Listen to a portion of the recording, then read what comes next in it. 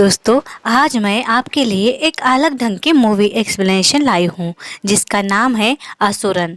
ये कहानी समाज की हकीकत को कुछ प्रतिशत दिखाती है। तो ये कहानी है बहुत सालों पहले की, या जब जरा पुराना ज़माना था। अब कहानी की स्टार्टिंग में हम देखते हैं कहानी का हीरो यानी शंकर को, जो अपने 15-16 साल के बच्चे के साथ छुपते छिपाते कहीं जा रहा था। उन दोनों की बातों से लगता है उनके पीछे पुलिस लगी है, मगर क्यों लगी है होगी पुलिस? बच्चे बच के भाग रहे थे ये दोनों। अब दूसरी ओर हम देखते हैं एक औरत, छोटी लड़की और एक आदमी को, वो भी छुपाते ही भाग रहे थे। वो भी पुलिस से ही बच रहे थे। अब पुलिस वाले एक जगह आते हैं तो यहाँ ये समझता है कि वो लोग किसी का मर्डर कर कर भागे हैं, मगर आखिर उन्होंने किसका मर्डर किया होगा? अब उन शंकर के पीछे पुलिस और गुंडे दोनों भी लगे थे। इसीलिए ये शंकर अपने बेटे को लेकर जंगल में छुपा था। अब यहाँ ये समझता है ये जो औरत और लड़की थी वो शंकर की बीवी और बेटी थी, जो अपने भाई के साथ एक गांव में आई थी। ये लोग पुलिस से बच रहे थे, मगर क्यों? इन्होंने जिसका मर्डर किया वो शायद कोई बड़ा गुंडा था, ऐसा उसके घर वालों की बातों से लगता है। ये है शंकर का परिवार, उसकी बेटी, बेटा और बीबी साला। वो ये 5 लोग गांव के जमींदारों से बच के भाग रहे हैं। ये एक गांव में रहते हैं जहां जमींदार की नज़र इनकी ज़मीन पर पड़ी और ये उस ज़मीन को बेचना नहीं चाहते थे। बस इतनी ही शंकर की गलती थी। शंकर जिस गांव में रहता है वो गांव 2 हिस्सों में बटा है। एक तरफ गरीबी से भरी बस्ती और दूसरी ओर अमीर, जहां लालची लोग रहते थे। इस गांव का बड़ा जमींदार था नरसिंहा, जो अपनी नई सीमेंट फैक्ट्री के लिए गरीबों की जमीन हथियाना चाहता था। उसी जमीन पर शंकर की जमीन पर उसकी नजर पड़ी। ये जमींदार नरसिंहा बहुत अमीर था। उसकी पैसों की भूख मगर शांत न हुई। वो गांव में जो भी बड़े बड़े बिजनेस दुकानें थी सारी इसी नरसिंहा की थी। शंकर की जमीन बेच देने का शंकर सोचता है, मगर उसका साला सत्तू उसे मना करता है। और शंकर का बड़ा बेटा माधव भी मामा की बात में हाँ मिलाता है, जमीन बेचने से मना करता है। अब कहानी का फ्लैशबैक हम देखते हैं, जहां शंकर का परिवार खुशहाल जिंदगी जीता था। भले ही ये लोग गरीब थे, मगर खुशियों की कमी नहीं थी। माधव के लिए लड़की देखने ये लोग जाते हैं और उसे वो लड़की पसंद भी आती है। अब रिश्ता कर कर ये घर वापस आते हैं। रात में हम देखते हैं शंकर अपने बड़े बेटे को बहुत ज़्यादा प्यार से बात करता है, क्योंकि वह बहुत ज़्यादा गुस्से वाला था। गांव के चोरों को भी शंकर बहुत इज्जत देता। उसका बिहेवियर देखते ऐसा लगता है कि वो बहुत ही शांत स्वभाव का आदमी है। परिवार संभालना और अपने काम से काम रखना, यही तक उसकी ज़िंदगी सीमित है। तभी उसका छोटा बेटा गणेश आता है और कहता है, ये क्या बाबा, आप तो गांव के चोरों को भी इतनी इज्जत देते हो। ये सुन शंकर उसे 2-4 थप्पड़ मारता है और कहता है, अपने से बड़े लोगों की इज्जत किया करो। अब गणेश मार खाकर घर वापस रोते रोते जा रहा था, तब वो देखता है खेत में सुअर घुसा है। जब शंकर और माधव को आवाज़ देता है, उस सुअर को मारने लगते हैं ये तीनों। तभी उनका कुत्ता करण की वजह से मर जाता है। वो करण के वायर नरसिंहा के खेत के बाहर लगे हुए थे। वो अपने खेत के कंपाउंड के तारों में करंट लगाता था। अब दूसरे दिन गांव के लोग नरसिंहा के घर आके जमा होते हैं। तब माधव उससे कहता है, ये क्या अच्छी बात नहीं, करण से कल कुत्ता मर गया। तब नरसिंहा और उसके बेटे उसे कहते हैं, इंसान भी मर जाए तो हमें कुछ फर्क नहीं पड़ता, अभी तो जानवर मरा है। हम हमारे खेत की रखवाली ऐसे ही करेंगे, तू तेरी औकात में रहे। तब माधव कहता है, मैं तो तार ही उखाड़ कर फेंक दूंगा। ये सुन शंकर उसे डांटने लगता है। अब नरसिंहा उसे खेत में आता है तो देखता है खंभे पर जो तार लगे थे वो किसी ने उखाड़ दिए। कंपाउंड के सारे खंभे उखाड़े देख कर नरसिंहा आग बबूला हो जाता है। कहता है, ये लोग हमारी और नज़र उठा के भी नहीं देखते थे, ज़रूर माधव की ही ये हरकत है। इधर शंकर के घर पर शंकर माधव पर चिल्ला रहा था। तब वो कह रहा था, बाबा हम सब डरते हैं इसलिए वो शेर बनता है, अगर हम विरोध करें तो उसकी क्या मजाल। और ये कानूनी मामले में जुर्म है, कोई भी ऐसे करंट खुलेआम नहीं छोड़ सकता। उसकी बातों से शंकर डरता है, मगर उसका मामा सत्तू भांजे की तारीफ करता है। कहता है मेरा भांजा अपने हक की लड़ाई लड़ना जानता है। अब गणेश भी बाप को डरपोक कहता है, यूं ही डरते हो कहने लगता है। ये सुन शंकर को बुरा लगता है। अब खेत में नरसिंह के लोग इनके कुएं से पानी निकालने लगते हैं।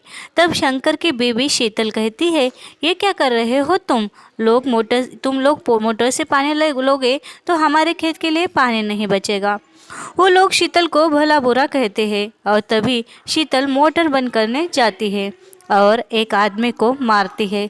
तब नरसिंह का बेटा आकर उसे ढकेल देता है और शीतल पर को मारने लगता है। ये देख माधव भागता हुआ आकर अपने माँ की रक्षा करता है और वो सारे गुंडों को धूल चटाता है। यहाँ ये समझता है माधव बहुत ज़्यादा शक्तिशाली था। वो अकेला ही 10 लोगों को पीटता है। इसमें नरसिंह का बेटा भी था, जिसे माधव ने बहुत ज़्यादा जख्मी कर दिया था। गणेश और माधव अब खेत में दुकान पर जाते हैं। तब वहाँ पुलिस आकर माधव को मारपीट करने की वजह से अरेस्ट कर लेती है। अब सुबह शंकर आता है नरसिंह के घर और कहता है, मालिक आपके कहने पर पुलिस ने मेरे बेटे को अरेस्ट किया। वो नासमझ है, उसे छोड़ने को कहो। तब नरसिंह शंकर को भला बुरा सुनाता है और पंचायत में कहता है, इसे कहो मुझे ज़मीन बेच दे। यानी ये सब मामला सिर्फ ज़मीन के लिए ही चल रहा था। शंकर ज़मीन बेचने से इनकार करता है। तब यहाँ वो कहता है, अब ज़मीन छोड़कर तुम जो चाहो वो मैं करूँगा। तब नरसिंह कहता है, मेरे बेटे के पैर छूकर माफ़ी मांगो और सारे गांव वालों के भी पैर छू लो। अब शंकर था बेचारा सीधा आदमी, वो सारे गांव वालों की पैर छूकर माफ़ी मांगता है और सुबह से शाम तक वो सारे गांव वालों के पैर छूता है। नरसिंह के खिलाफ कोई भी नहीं बोलता। अब ये गणेश देख लेता है और शीतल को आकर बोलता है। शाम में जब शंकर घर आता है तो उसकी हालत बहुत ज़्यादा खराब थी। वो ठीक से चल भी नहीं पा रहा था। ऐसा देख शीतल उस पर चिल्लाने लगती है। तब वो कहता है, मैंने जो किया अपने बेटे के लिए किया।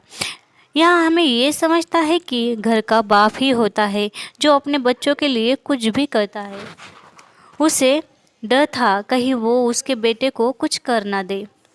अब रात में सत्तू माधव को लेकर आता है। माधव को देख लगता है उसे भी पुलिस ने बहुत ज़्यादा मारा है। माधव बहुत ज़्यादा जख्मी था। वो लोग गरीब थे, यही उनका गुनाह था। माधव को जख्मी देख शंकर बहुत रोता है। अब गणेश माधव से कहता है, तुझे छुड़वाने के लिए बाबा ने सारे गांव वालों के पैर छुए। हमारा बाप बहुत ज़्यादा डरपोक है। तूने बहुत अच्छा किया उस हरामी को मारकर।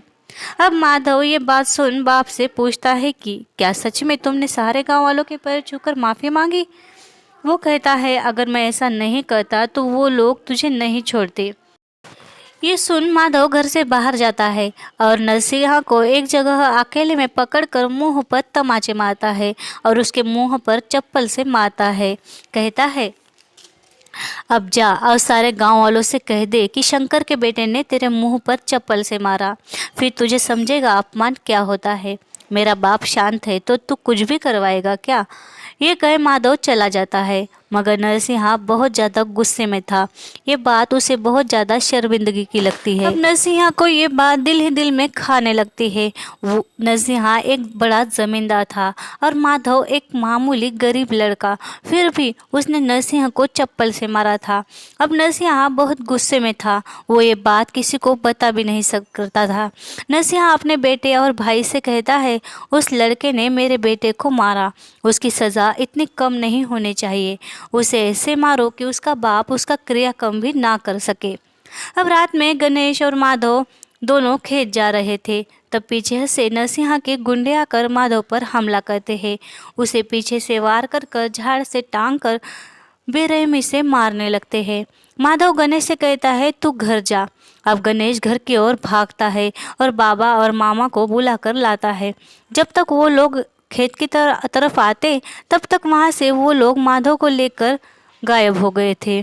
अब रात भर इधर शंकर और सत्तू माधव को ढूंढते हैं, मगर उसका कुछ पता नहीं चलता। वो पुलिस में भी एफआईआर लिखवाने जाते हैं तो पुलिस जमींदार की ओर से ही बात करता है।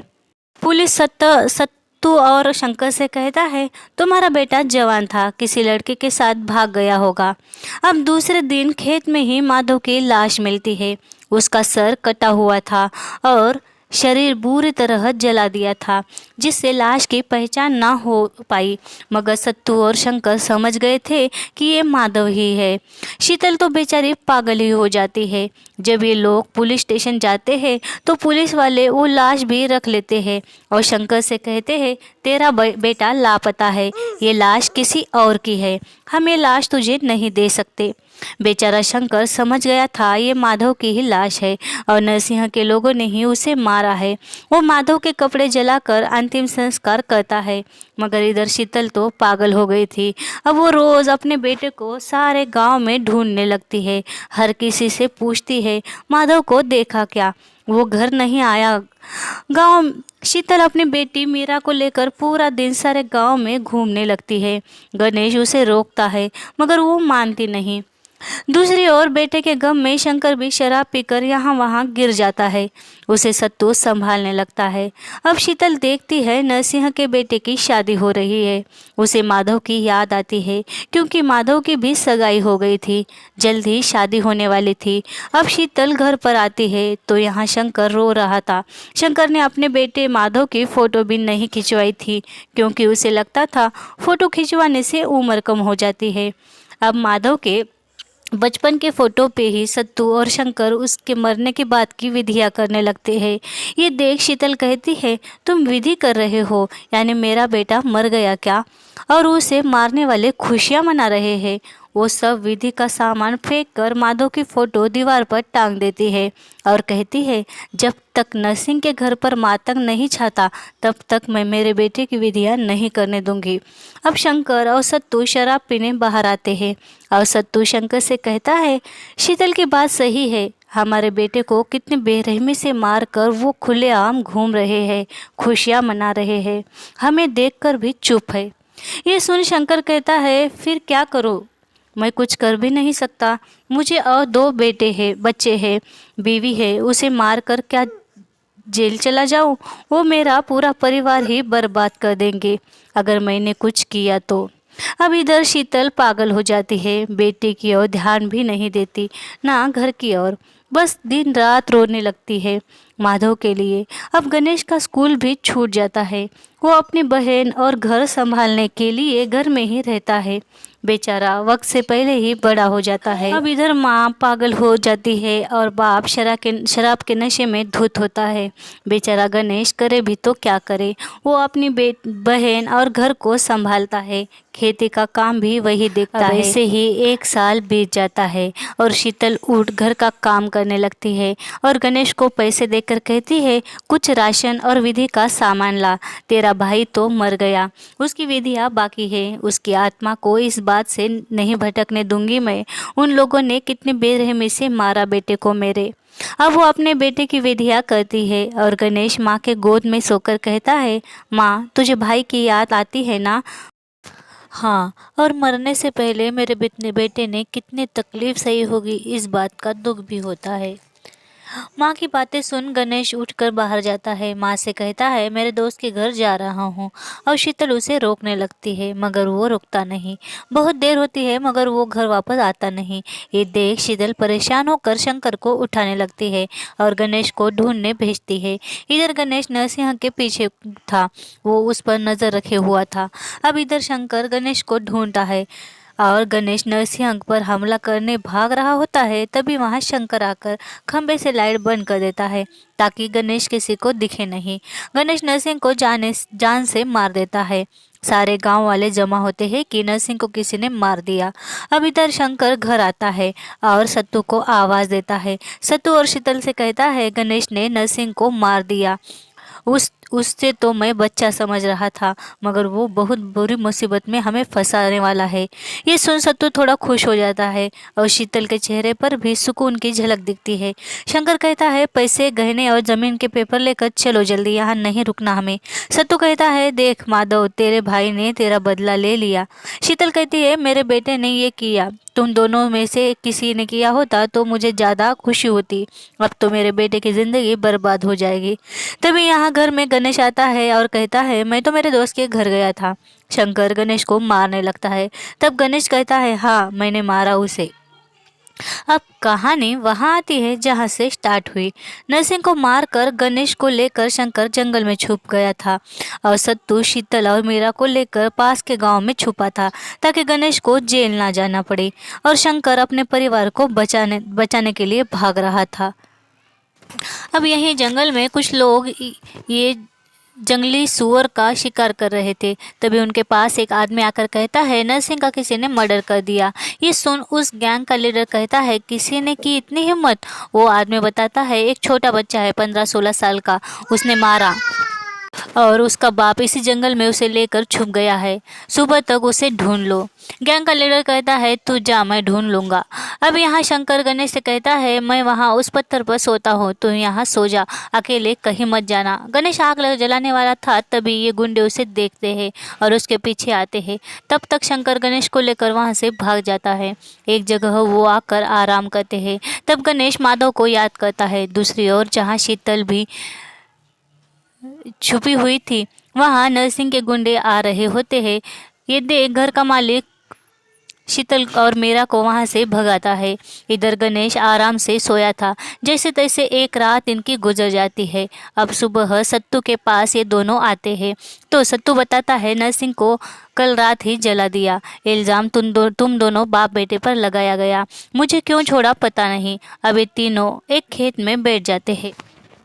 नरसिंह के गुंडे अभी भी इनके पीछे ही थे। अब शंकर जंगल में गणेश को एक जगह बिठाकर पैसे लाने जाता है। अब एक आदमी आकर शीतल और मीरा को वहां से भगा दिया गया ऐसा बताता है। अब शंकर को पता नहीं था कि उसकी बेटी और बीवी किस हालत में है, सुरक्षित है भी या नहीं। वो परेशान होकर रोने लगता है। इधर गणेश बाप को ढूंढता हुआ आगे आता है। गुंडे अभी भी इनको ही ढूंढ रहे थे। शंकर जब गणेश के पास आता है तो वहाँ गणेश था ही नहीं जहाँ शंकर उसे बिठा कर गया था। अब शंकर बेटे को ढूंढता हुआ उसके लिए रोता हुआ भागता है। जब वो एक जगह मिलता है तो शंकर उसे मारने लगता है। तब गणेश कहता है, मेरे भाई को मारा उन लोगों ने, मैं अकेला सबसे निपट लूंगा। मैंने बहुत सारे बॉम्ब बनाए हैं, तुम जाओ घर, तुम सारा गुस्सा मुझ पर निकालते हो बस।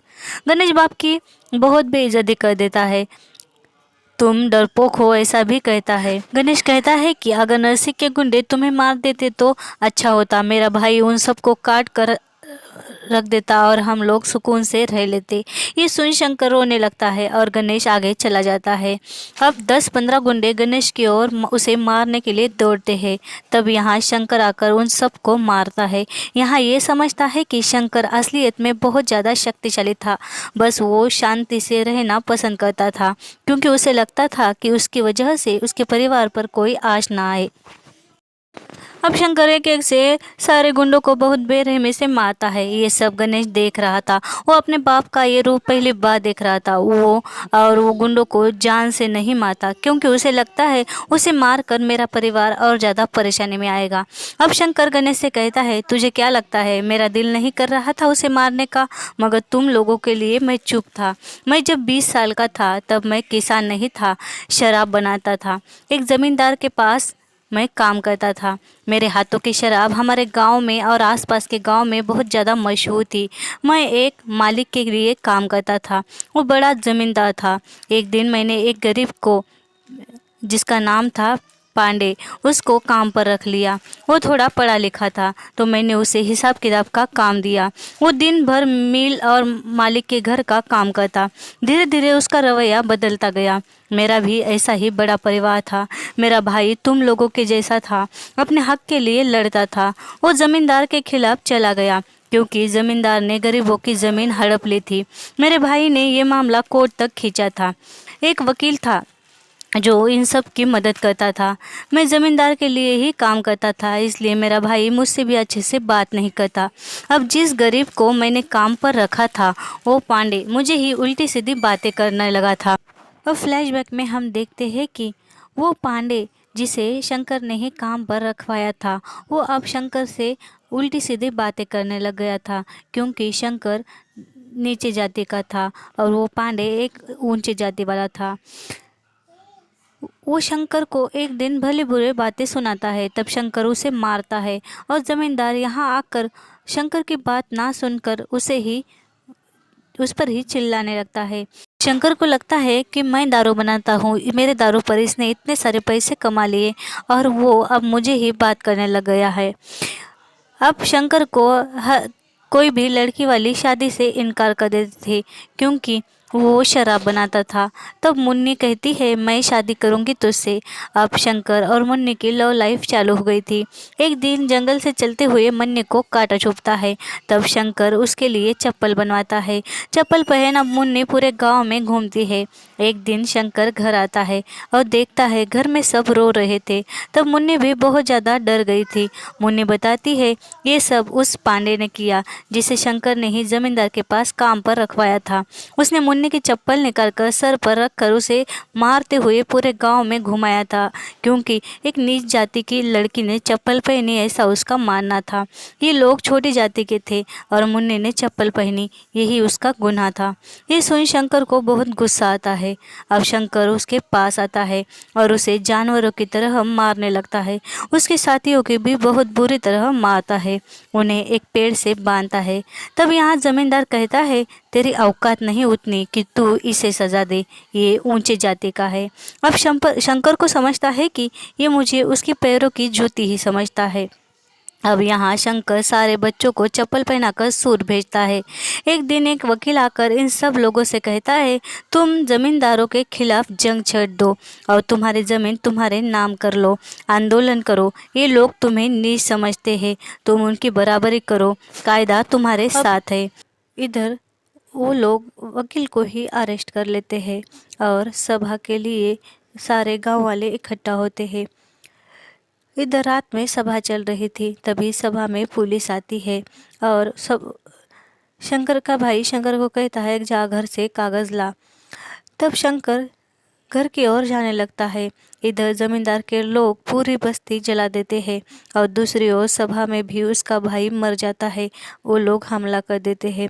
सभा में शंकर का भाई मर गया था और घर पर शंकर का सारा परिवार जलकर मर गया था।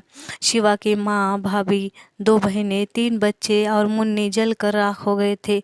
ये सब पांडे ने ही किया। मुन्नी उसे कहती है। अब शंकर आता है जमींदार के घर और सबको काट कर मार देता है और गांव से भागकर इस गांव में आता है जहां ये अभी रहते थे। वहाँ सत्तू से उसकी मुलाकात हुई थी और सत्तू एक किसान था जो अपनी बहन शीतल के साथ रहता था। उनकी नानी भी उनके साथ रहती थी। सत्तू ने शंकर को काम दिया, रहने के लिए जगह दी और वो उसका ख्याल भी रखता था। शंकर उसे ईमानदार लगा। तब सत्तू ने ही कहा कि तुम मेरे बहन से शादी कर लो। ये सुन शंकर सत्तू को सब कुछ बताता है और अपने आप पुलिस के हवाले हो जाता है। उसे सिर्फ 15 दिन की सज़ा होती है, क्योंकि वकील ने उसकी बात ही कुछ ऐसे मांडी थी कि वो जल्दी छूट जाता है और छूटने के बाद शीतल से शादी करता है। अब कहानी वहाँ आती है जहाँ गणेश को शंकर ये सब बता रहा था। शंकर गणेश से कहता है मैं परिवार वाला आदमी बन गया, इसीलिए चुप रहता हूँ, डर कर जीता हूँ। जब तेरे भाई माधव को उन जमींदारों ने मारा तब मुझे लगा कि उन सबको काट कर मार डालूं, मगर तुम तीनों की वजह से मैं चुप रहा। अब इधर शंकर गणेश को लेकर एक मंदिर में आता है जहाँ उसे शीतल और मीरा भी मिल जाते हैं। अब ये चारों एक जगह आ गए थे। गणेश माँ से कहता है माँ, बाबा तो बहुत राउडी है। शीतल कहती है तुम दोनों बाबा पर तो गए हो, अब शंकर उसके पुराने गांव में शीतल और मीरा को एक धर्मशाला में छोड़ उसी वकील से मिलने आता है जो हमेशा उन लोगों की मदद करता था। वो सारी हकीकत उस वकील से कहता है। गणेश भी सब कुछ वकील को बताता है। वकील कहता है, तू कल कोर्ट में सरेंडर कर दे, तू छोटा है, तुझे ज़्यादा जेल नहीं होगी।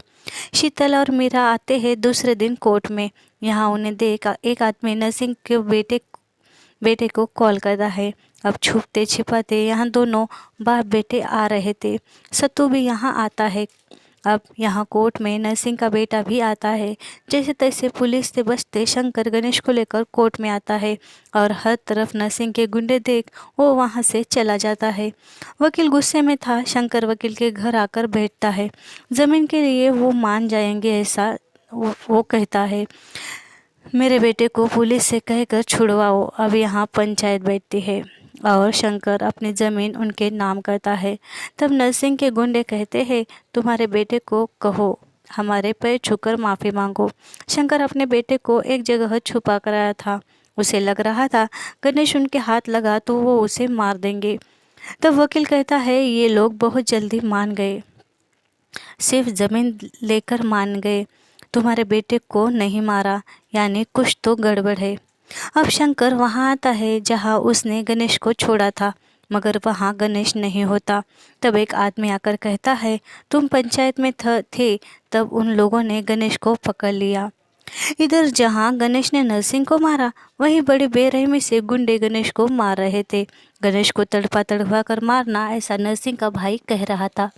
तभी यहाँ आता है शंकर, सब गुंडों को काट डालता है और सबको मार देता है। अब यहाँ पंचायत के लोग कहते हैं कि तुम्हारे घर का एक आदमी मरा, मगर उनके घर तो अब कोई नहीं बचा। अब यहाँ दुश्मनी खत्म हो गई और लास्ट में शंकर को जेल होती है। वो सज़ा भुगतने के लिए जाता है और अपने बेटे को कहता है, बेटा तू ज़मीन छोड़, पढ़ाई कर, पढ़ लिख कर बड़ा इंसान बन, अपने हक के लिए लड़, तू उस रास्ते से लड़, तेरा ये रास्ता गलत था। अब ये कहानी तो मुझे बहुत पसंद आई, मगर सच में ये कहानी पहले के ज़माने से लागू होती थी। आजकल हर कोई पढ़ लिख कर आगे बढ़ गया, खुद की हक की बात करने लग गया, मगर एक ज़माना ऐसा भी था जहाँ पूरा का पूरा परिवार बर्बाद हो जाता था। इसमें ये समझता है कि जात ऊंच नीच भेदभाव से किसी का भला नहीं होता, बस होती है तो सिर्फ बर्बादी ही।